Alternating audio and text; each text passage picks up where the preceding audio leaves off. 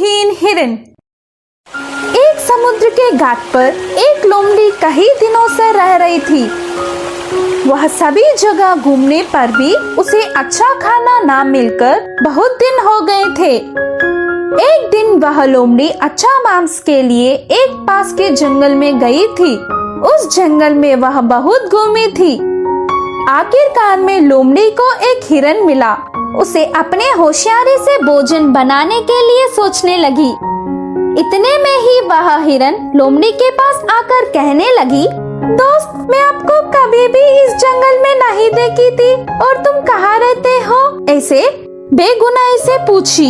इधर मेरे वाले कोई भी नहीं है, इसलिए मैं पास के समुद्र के घाट में रहता हूँ।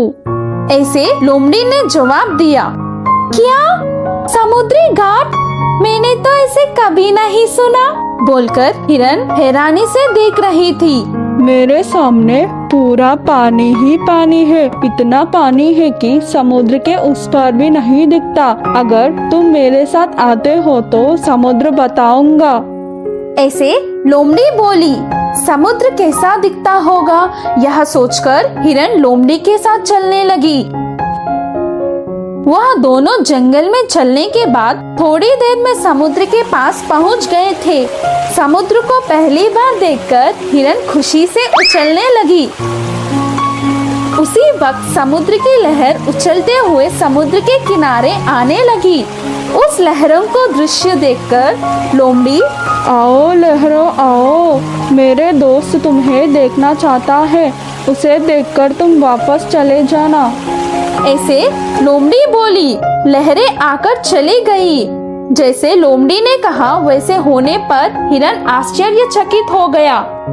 लहरों, तुम ऐसे ही आते रहो, मैं और मेरा दोस्त तब तक बात करते रहेंगे।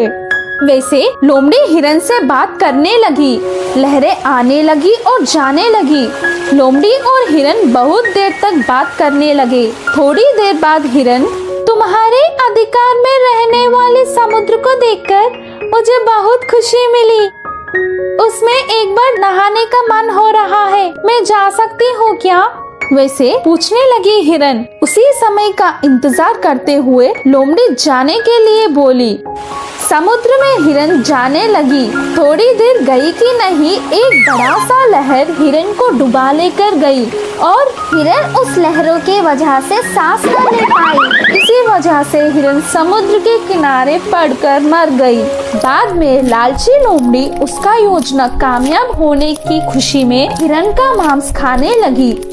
इस कहानी की सीख यह है कि दूसरों के बात में कितना सच है, यह जानकर उसके बाद आगे बढ़